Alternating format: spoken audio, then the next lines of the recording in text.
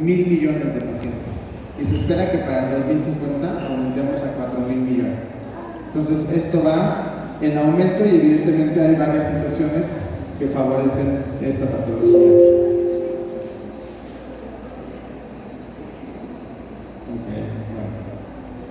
Cuando hablamos de rinitis, estamos hablando de una inflamación de la mucosa nasal sin ponerle apellido. Simplemente es esta inflamación que puede ser aguda. Una rinitis aguda, ¿cuál es? Un catarro común.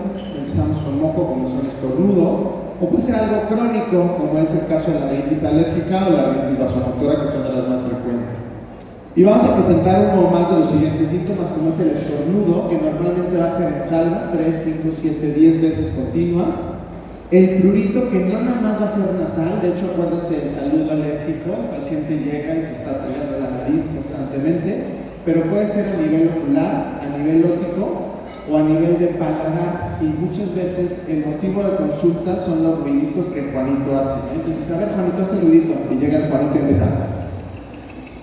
Se está rascando el paladar con la boca, con la lengua. Obstrucción nasal, que sí va a ser uno de los principales datos por los cuales acuden a consulta y que tiene mucha repercusión, y ahorita hablaremos de él.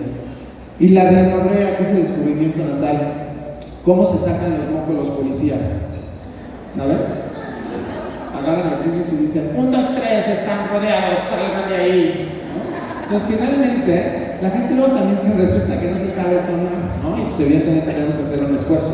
Y también hay gente que está tragando moco. La garraspera y la descarga de nasal, halitosis como causa de consulta, es un dato muy frecuente que tenemos. Y estos síntomas son persistentes en intensidad y frecuencia normales. Y una sinusitis siempre va a acompañar a una rinitis, finalmente son parte de la misma mucosa, y aquí se agregan lo que es el dolor o presión facial, sobre todo a nivel frontal o a nivel maxilar, y la disminución del olfato, que en época de COVID nos causaba sensación esto de la anosmia, pero esto ya existía desde antes. Y cuando hablamos de un problema alérgico, evidentemente tenemos que probar una reacción de hipersensibilidad tipo 1, como es la producción de inmunoglobulina E en pacientes que están teniendo alergia. Pero no son la única causa. Recuerden que rinitis puede haber, 50% de los pacientes pueden tener una rinitis alérgica intermitente o persistente, pero va a haber causas infecciosas, como son las causas virales, los catarros comunes, la inducida por medicamentos. Hay muchos pacientes que utilizan de repetición los descongestivos tópicos y luego te dicen, ya me hice adicto. No crea adicción. Lo que hace es que va perdiendo su función y el paciente tiene que estarlo utilizando cada vez más frecuentemente. Un descongestivo tópico nunca debe utilizarse más de 10 días continuos. La hormonal, normalmente las mujeres lo pueden llegar a experimentar en cada ciclo menstrual. En el último trimestre del embarazo es muy frecuente una rinitis hormonal, o los pacientes con hipertiroidismo también refieren este tipo de rinitis. Otras causas, la más frecuente va a ser la rinitis vasomotora. Yo vivo en la ciudad de Toluca y resulta que cuando llegué allá, todo el mundo era alérgico al frío. En Toluca nada más hay 2 estaciones, la del Insurgente, que es el nuevo tren, y la del frío. Entonces toda la vida he hecho frío, y aquí no cantan mal las rancheras. Entonces el frío, el calor, el humo del tabaco, la contaminación generan irritación, no generan alergia, que es algo muy importante. Cuando comemos algo muy picante, muy condimentado, empezamos con rinorrea y es una rinitis vasomotora. Poliposis no es frecuente en pediatría, en adolescentes, adultos jóvenes sí lo podemos llegar a ver, y si ustedes han revisado la nariz cuando hacemos una rinooscopía anterior, los pólipos se ven como si fueran una uva sin cáscara, como unas bolitas, como si fueran prácticamente una uva. Alteraciones estructurales, todo el mundo quiere ir al otorrino o al cirujano plástico porque tiene la desviación septal, y resulta que salen todos tuneados y solo tenían la nariz desviada, ¿no? Dices, bueno, pues está importante la desviación que tenían. La hipertrofia adenoidea, totalmente frecuente en menores de 6 años de edad, 6, 7 años de edad. Los chiquitinos siempre van a tener hipertrofia adenoidea.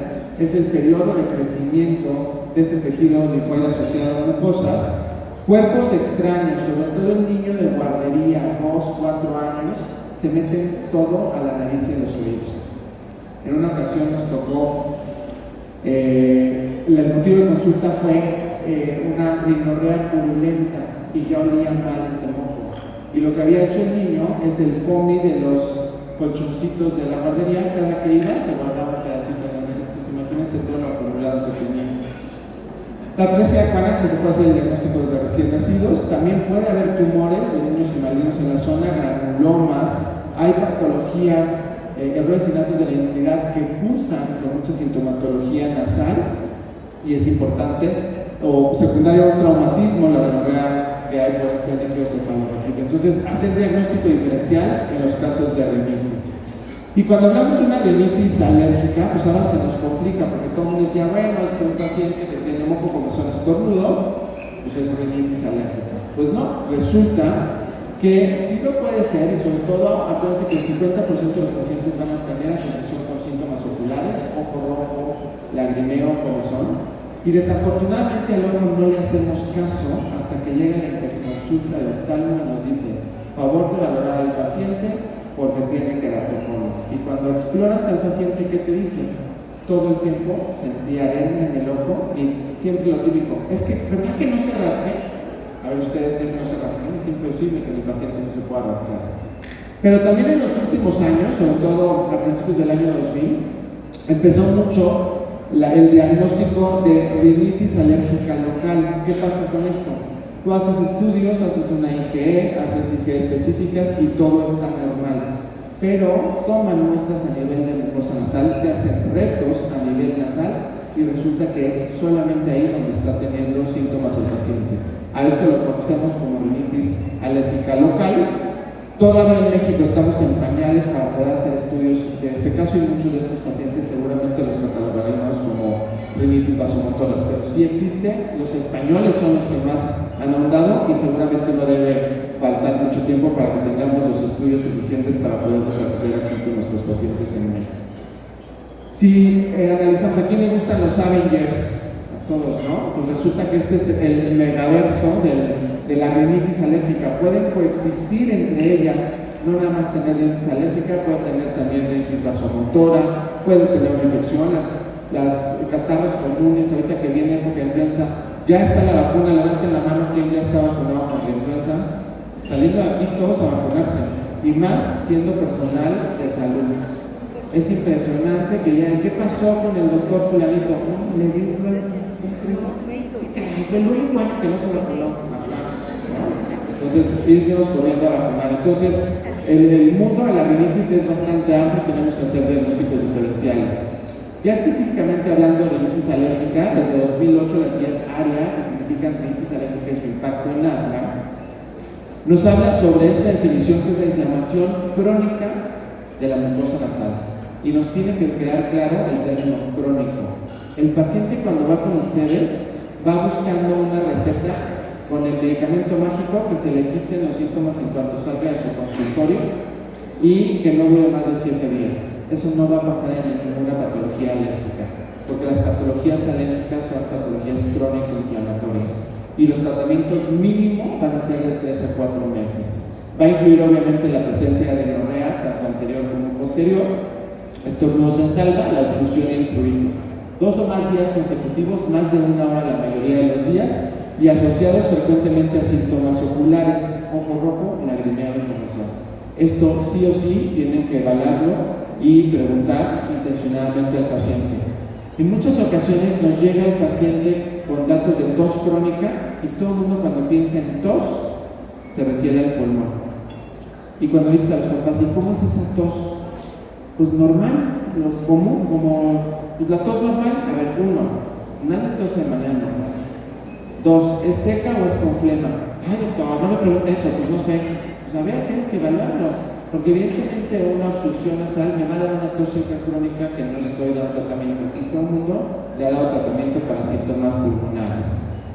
Sabemos las 2 etapas que tiene esta reacción alérgica: la etapa temprana, de previa sensibilización, reconocí antígenos, ya sea pólenes de árboles, pastos, malezas, epitelios de animales, como extraños a mí, ya me sensibilicé y esos lograron que mis linfocitos T produjeran citocinas tipo TH2 para que estimularan a los linfocitos B en la producción de inmunoglobulina E y la misma migra a la superficie de mastocitos y basófilos.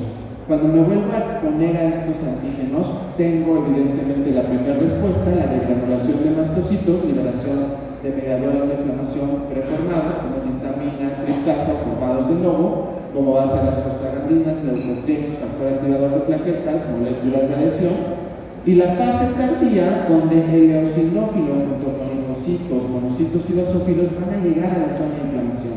Por eso es que el paciente tiene que entender que su patología es algo crónico y que va a necesitar tiempo para poder desinflamar esta zona.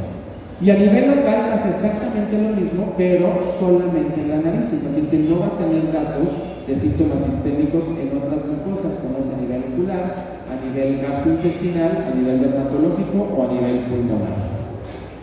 Y también pueden coexistir estas rinitis y estas vías alérgicas con procesos irritativos, como son las vías neurogénicas, toda la liberación de neuropéptidos en los pacientes con rinitis vasomotora. Entonces es muy frecuente que el paciente te diga, oye, es que tomé algo caliente, prendieron el aire acondicionado y empecé con moco. Efectivamente, tuviste la activación de esta vía neurogénica. Cuando el paciente llegue con obstrucción nasal, no te va a decir, vengo por obstrucción nasal. ¿Qué les va a decir? Vengo porque todo el tiempo respira con la boca abierta. ¿No? Ustedes lo ven llegar al paciente, ya nos decían, todas las pláticas de hoy han sido muy clínicas y nos han dado muchos tips desde que entra el paciente, vigílenlo. Falta de aire. El paciente con rinitis no se está muriendo, no tiene disnea, no tiene dificultad respiratoria. Lo que hace es que se cansa por estar respirando con la boca abierta, puede llegar a tener hiposmia o anosmia. La voz nasal, ¿no? De repente nos vamos a el babeo, ¿no? Son niños que constantemente están con la boca abierta y evidentemente empiezan a babear. La odinofagia es muy frecuente y desafortunadamente principal causa de prescripción de antibióticos. Y lo peor es que ya te dicen los papás, es que ya lleva 7 antibióticos y ya ninguno le hace, doctor, porque le sigue doliendo la garganta. Pues no era un proceso infeccioso lo que tenía el paciente. Ronquido, y esto es un dato bien importante, el paciente que ronca duerme pero no descansa, y puede ser en cualquier edad. Inclusive causa de divorcio número 1 actualmente en los juzgados, el ronquido de la pareja, ¿no? Lo traigo porque no me deja dormir. Evidentemente, ni el paciente que está roncando descansa. La disfunción tubaria, ¿no? Esta plenitud óptica, como cuando se echan un clavado y que de repente dicen, es que siento como agua, pues evidentemente al tener esta obstrucción nasal tiene esta plenitud. Los ruidos nasales, el chiflidito, identificar, es que le chifla, ¿qué le chifla? Es muy diferente cuando tenemos sibilancias a cuando suena porque está un cornete hipertrofiado, o la necesidad de estarse sonando. Es que ya le dijimos que se suene y no le sale nada. Pues evidentemente lo que tiene es obstrucción y no va a estar saliendo tanto moco. La tos faríngea, que es una tos seca, el paciente va a estar tosiendo, ¿no? Y va a estar con la descarga retronasal, no oyes el que normalmente hace. Yo no tengo el show del cardiólogo, pero yo sé hacer los ruidos, no se preocupen. La náusea, hay muchos pacientes súper asquerosos que cuando sienten el ostión en la orofaringe va para afuera, ¿no? O los papás cuando están haciendo aseo nasal, ¿qué tal, no? Y que yo le jalé y compré la cosita esta.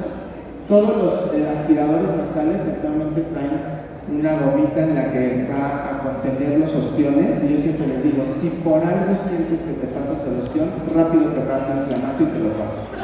No pasa absolutamente nada.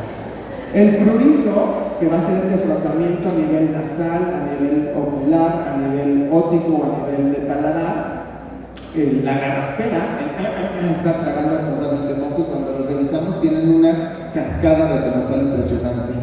Los estornudos, que normalmente van a ser seguidos, y siempre que estornudamos cerramos los ojos. Es un peligro estornudar yendo manejando. No hay manera que no puedas cerrar los ojos. Entonces muchos de los accidentes viales fue en un segundo que estornudaste, te diste el hielo o te dieron el hielo. Otros síntomas, la epistaxis. Esto es muy frecuente porque el paciente constantemente se está metiendo el dedo a la nariz, se está sonando frecuentemente o se administra de manera errónea los medicamentos. Todos los medicamentos intranasales deben administrarse en cruz. Mano derecha, narina izquierda, mano izquierda, narina derecha. Aprendas esta mnemotecnia, cruz, cruz, que se vaya el moco y que venga la luz. Con esto se van a acordar siempre y van a poder aplicar de manera adecuada los medicamentos. Aseo nasal, corticosteroides en monoterapia o terapias combinadas. Evidentemente el paciente con todos estos síntomas está irritable, no pone atención, se está durmiendo en todas partes, Y si se dan cuenta, ha aumentado el índice de pacientes con trastornos por déficit de atención en la escuela. Es el diagnóstico de moda. Y cuando llega un paciente así, pues bien sabes que tiene. Lo que tiene es una rinitis alérgica, que está haciendo que no se concentre, que tenga alteración en su calidad de vida y en sus actividades diarias. Todo el mundo habla de cambio climático, contaminación y de calentamiento global, y lo estamos viviendo. Ahora llueve hasta que nos inundamos, o hay sequía hasta que nos deshidratamos, ¿no? Y si va a ser frío, hasta que nos congelemos, ¿no? Entonces todo es a lo máximo, y el río que hace 2.000 millones de años no se llenaba, hoy ya no se ven todas las casas que había ahí. Y todo esto se debe a este cambio climático, y evidentemente la actividad humana ha favorecido que esto aumente, y es una de las causas principales por la cual las patologías alérgicas van en aumento. Este año iniciamos el año con un ecocidio impresionante. En California se quemó una cantidad impresionante de hectáreas, y cada año la quema de bosques es impresionante y perdemos esta biodiversidad. Toda esta contaminación que se genera en incendios forestales, ya viene la quema de todos los pastizales. A ustedes aquí en Tlaxcala, al igual que nosotros en el Estado de México, en noviembre queman todo donde sembraron el maíz, y es la época de la tiznada, ¿no? Y entendemos que somos hijos de la tiznada, porque evidentemente llegan y te suenas y todo el mundo trae el moco tiznado.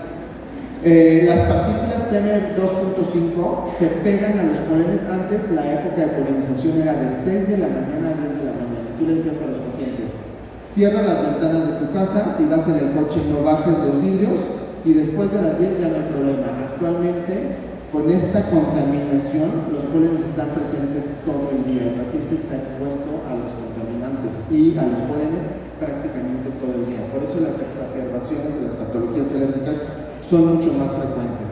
¿Y qué pasó en pandemia? Pues todo el mundo se compró un coche, ¿no? Porque qué horror subirme al camión y que el fulanito que tosa. Digo, ahorita ya vemos que a la gente y no nos estresamos, pero ¿qué tal hace todavía 2 años? ¿Alguien tosía y volteabas así con cara de por favor? ¿No? O entonces, no aprendimos a toser, todavía hay gente que toca y le echa todo el moco, ¿no? Y todo el mundo así de, please, ¿no? El bracito, acuérdate que somos gentiles. Y al final, la contaminación del agua también va favoreciendo. Entonces, todo esto nos está pegando. Reforestemos, hagamos cosas que ayuden a la naturaleza, porque pues es la única que tenemos, y vamos a continuar aquí todavía un buen rato. La pregunta del millón: ¿a partir de cuándo puedo hacer diagnóstico de alergia en cualquier paciente? ¿Desde recién nacido? ¿A los 2 años? ¿A los 5? ¿A los 10? ¿A los 15? ¿A los 50? ¿Quién da más? No contesten los algoritmos. Pues lo podemos saber desde que el paciente tiene síntomas. En menores de 2 años de edad, las principales, la marcha atópica o marcha alérgica, los 2 datos principales va a ser dermatitis atópica y alergia alimentaria, con todos los síntomas gastrointestinales que el paciente pueda llegar a tener. Y en muchas ocasiones se confunden con estos trastornos intestino-cerebro, pero cuando el cólico es en todas las tomas, cuando el paciente todas las veces se evacúa con sangre y está con pujo y tiene datos de proctocolitis, pues eso no es un trastorno del eje intestino-cerebro, lo que antes conocíamos como los trastornos gastrointestinales funcionales. Y este estudio que se reportó el año pasado en una población asiática nos reporta que el paciente con rinitis puede empezar desde los primeros 6 meses de vida. No nos tenemos que esperar hasta los 2, a los 4, a los 6 para saber si tiene algún problema. Algo importante es las infecciones virales. 90% de las veces que nos enfermamos es de origen viral. No necesitamos antibiótico, aunque el moco sea verde pistache, verde bandera, verde perico. Una mamá un día me mandó un WhatsApp y me dijo: doctor, ya estoy preocupada, los mocos de mi hija son verde aqua. Dije, mándame una foto, nunca he visto los mocos tan fashion, ¿no? Tan impresionante ya el color, ¿no? Y yo creo que las mamás llevaron una clasificación de verde en su escuela porque dominan los colores de verde que pueden llevar las tonalidades. Entonces, estas infecciones virales que empiezan desde etapas muy tempranas, y aparte si el paciente tiene predisposición, mamá, papá, hermano con patología alérgica, si mamá es alérgica, simplemente tiene 80% de riesgo de heredar la patología alérgica, solo con mamá alérgica.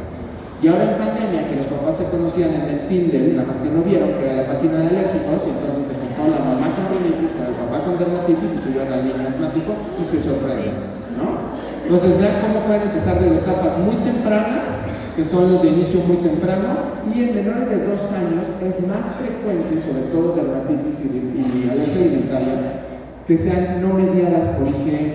O sea, ustedes van a tomar niveles de IgE y los van a encontrar normales. Y resulta que el paciente lo que tiene es una hipersensibilidad tipo 4, entonces 48, 72, 96 horas después de que come el alimento agresor, va a tener estas manifestaciones. Puede haber rinitis como manifestación de una alergia alimentaria. ¿Y cuál es el alimento número 1 alergénico a nivel mundial? ¿Quién dice yo? ¿Las fresas? No. La leche es el segundo en menores de 2 años de edad, pero el primero lo hace alguien que hace así y se lo echa para el huevo. El huevo es el número 1 a nivel mundial y la leche en menores de 2 años sí es el más frecuente porque es lo único que comen. Pero ¿quién dijo fresas? Es importante, di yo con gusto, ¿te vas a ganar un premio por favor? No. Resulta que todos los cítricos, está cañón, qué bueno que lo dijiste. Una cosa es que sean alimentos alergénicos y otra cosa es que sean alimentos histamino-liberadores. Entonces, todos los cítricos, como son las fresas, la naranja, el limón, la mandarina, todos los frutos del bosque, los alimentos embutidos, no importa que sea de pavo, de pollo, de res, jabalí, jirafa, elefante, el animal que ustedes quieran, porque sea embutido, todo lo que venga enlatado o en recipientes de vidrio que traiga conservadores, las bebidas obviamente alcohólicas o fermentadas, los colorantes artificiales, principalmente rojo y amarillo, pero cualquier cosa que tenga colorante artificial, las nueces, cacahuates, nuez, pistache, nuez de la India, almendra, nuez de macadamia, ajonjolí, ¿qué otra cosa? El chocolate, el café, el té, son alimentos histamino liberadores. Y tú puedes comerlos y de repente un día te atascaste una uveta llena y te llenaste de urticaria y después lo vuelves a comer y no tienes problema. Pescados y mariscos también pueden estar en este grupo y la carne de puerco, que se analizan hoy en día, es la que mejor características y la que mejor aporte biológico nos da y la que menos contaminantes tiene, aunque todo el mundo diga que eres malo como la carne de puerco, ¿no? O cuando te digan sudé como marrano, les recuerdo que los marranos no sudan, entonces acuérdense también de eso, ¿ok? Entonces en niños la rinitis es un problema de salud, es algo que tenemos que tener en cuenta, su elevada prevalencia. En México el 30% de la población tiene rinitis alérgica, obviamente tiene muchas comorbilidades que ahorita veremos, altera la calidad de vida de los pacientes, pero al no ser diagnosticada, ahorita le hablamos, papi.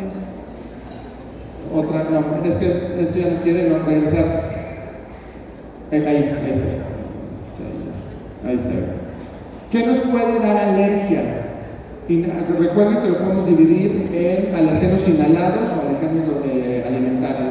Lo inhalado, pólenes de árboles, pastos, malezas. De nada me sirve que llegue un paciente y me diga, soy alérgico a pólenes, no me está diciendo absolutamente nada.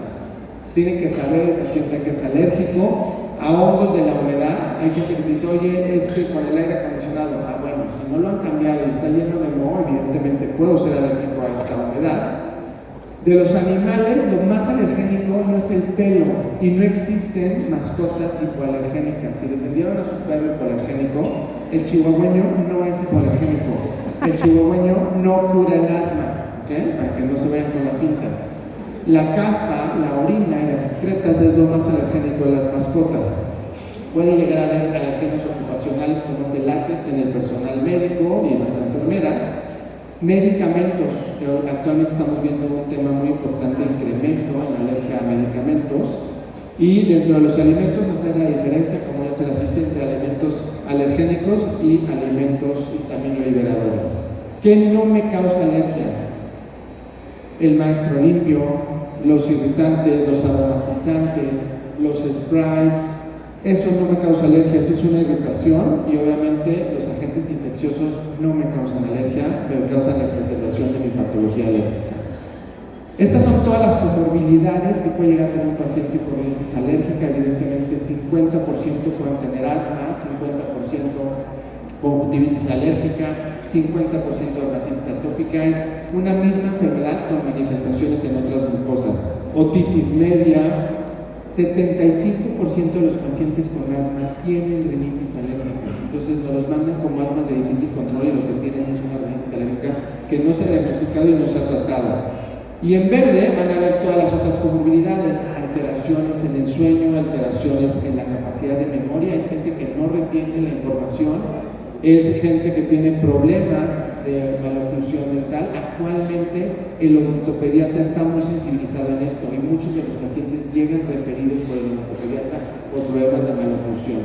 Y obviamente calidad de vida. Las alergias no se curan, pero se controlan, y lo que haces es mejorar la calidad de vida de tus pacientes. Entonces recuerden que pueden estar todas juntas, tener rinitis mixtas, que puede haber alteraciones a nivel del septum, desviación, la hipertrofia de adenoides, que va a ser una parte fisiológica en los pacientes menores de 6 años, pero estar viendo, y en ocasiones la obstrucción es tan importante que nos tenemos que apoyar con nuestros compañeros otorrinos para que valoren si es necesaria la operación de estos pacientes. Ya no todos los pacientes que se enferman más de 3 veces al año se tienen que operar. Acuérdense que eso ya cambió y no tenemos que hacer esto. Las guías ARIA nos dan la clasificación intermitente o persistente dependiendo qué tan frecuente al día presenta los síntomas o a la semana. Menos de 4 días por semana, menos de 4 semanas es algo intermitente, más de 4 días a la semana, más de 4 semanas persistente, y leve o moderada grave. Aquí, a diferencia de asma, en asma sí hay leve, moderada y grave. Aquí no puedes llegar a decir tengo poquito más moco que ayer o no tengo moco, o tienes o no tienes. Por eso moderada y grave van de la mano, y es donde tienes alteración nuevamente en el sueño, actividad diaria, las actividades de esparcición, etc. Todas las guías internacionales, todos los países tienen su guía internacional. Las guías base son las guías ARIA, pero prácticamente todas las guías tienen, y el tratamiento de base va a ser los corticosteroides intranasales. Y ahí, si se dan cuenta, los británicos ya nos hablan del uso de ácidos nasales previo a la aplicación de cualquier medicamento. Corticosteroides intranasales, pero arribita, si ven el escalón, dice antihistamínicos, que son los medicamentos más utilizados a nivel mundial. Levanten la mano quien nunca ha tomado un antihistamínico y quién nunca lo ha prescrito. Aunque no seamos doctores, a la comadre le recetamos, pero también ya sabes para qué te van a servir. Y bueno, estas son las vías ARIAS. La terapia combinada corticosteroide intranasal con antihistamínico tópico nasal desde el 2018 ya está. Las guías españolas, donde ellas hacen mucha referencia a la sintomatología ocular. Y es importante que sepamos que el antihistamínico me va a ayudar a controlar moco, comezón, estornudo. Las nuevas moléculas tienen efectos antialérgicos adictivos que nos pueden llegar a ayudar también a la obstrucción, nunca tan importante como los corticosteroides, que van a ser la terapia medular del tratamiento en estos pacientes. Y cada vez hay más evidencia del uso de aseos nasales para previo a administrarlo. Esto es importante porque se hizo en el 2019 una actualización en estas guías, y así como nos enseñaban la escala visual análoga, qué tan mal estaba el paciente para poderlo clasificar en intermitente o persistente y ver qué tratamiento tenía. De manera concisa, el paciente con rinitis alérgica intermitente nunca lo van a ver en su consulta, y va a utilizar el antihistamínico para el control de moco, comezón, estornudo. El antileucotrieno, que ya todo el mundo le da un poco de frío administrarlo, ¿no? A ver, no todos los pacientes van a ser tema psiquiátrico. Si menores de 3 años de edad, los dos datos más frecuentes empiezan con terrores nocturnos o empiezan con pobre control de la lección en la noche cuando ya lo controlaron. Esos son datos que pueden llegar a ser, suspenden y se acabó. Y en adolescentes y adultos tampoco es que todos se avienten a la principal avenida de donde ustedes vivan. Normalmente son pacientes que ya tienen mayor predisposición, se suspende y se acabó. Los descongestivos nunca utilizarlos más de 10 días continuos, y de preferencia utilizar los descongestivos tópicos. De hecho, ya hay una iniciativa, y prácticamente en todo el mundo próximamente, entre el año que entra y el 2027, van a desaparecer todos los medicamentos con descongestivos vía oral. El tratamiento con rinitis alérgica mayor grave, intermitente o leve persistente, ya el corticosteroide intranasal en monoterapia es la terapia de control. Si no lo llevo a controlar, las terapias combinadas me ayudan. Revaloro al paciente 2-4 semanas, y si ya es un paciente con rinitis alérgica moderada, grave, persistente, tengo que sí o sí iniciar con terapia combinada de un corticosteroide intranasal con antihistamínico tópico nasal. Si no mejora, aumento la dosis. Puedo usar un descongestivo no más de 7 días, dar un ciclo corto de esteroide, 1 miligramo kilodosis, no pasarme de 50 miligramos, así pese 80, 90 o reviente el paciente. Acuérdense que más de 50 miligramos de prednisona o equivalente son dosis inmunosupresoras. Aquí no necesito dar dosis inmunosupresoras. Y la tendencia es utilizar antihistamínicos de segunda generación. En todo el mundo, específicamente Europa y Estados Unidos, están haciendo mucho énfasis porque la principal causa de accidentes automovilísticos es el consumo de medicamentos.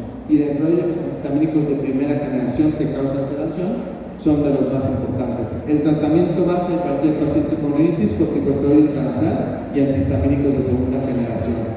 Se pueden clasificar dependiendo si son de primera o segunda generación y realmente sus nombres son agonistas inversos. Lo que hacen es inhibir o bloquear el receptor de histamina en estado inactivo. Cuando quiere llegar la histamina ya no se puede activar, de esta manera los bloquea. Y los 4 datos importantes que tiene que cumplir un antihistamínico es que bloquee de manera potente y selectiva los receptores H1, que tenga una actividad antialérgica aditiva, que no tenga interacción clínica con alimentos, medicamentos o proteínas de transporte intestinal y que no genere cardiotoxicidad. Antes del 2002 desaparecieron del mercado terfenadina y astanisol porque causaban alteración de tema cardiotóxico. Estas las indicaciones que tienen todos los antihistamínicos. Los invito a ver esta revisión. En el 2000 la Sociedad Española de Asma y Alergología Pediátrica la reportó y prácticamente rinitis alérgica, rinoconjuntivitis alérgica, urticaria tanto aguda como crónica. De hecho, la urticaria es el tratamiento de elección. Recordar que se puede duplicar, triplicar o cuadruplicar la dosis dependiendo del control de los síntomas.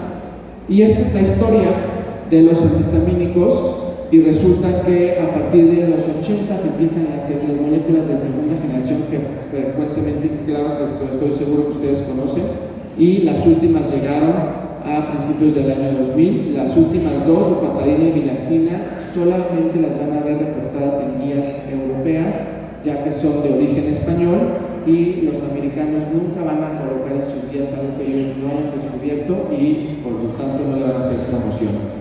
Si analizan, todos los antihistamínicos que utilizamos son del grupo de las piperidinas. Ahí están todos los que ustedes utilizan. ¿Okay?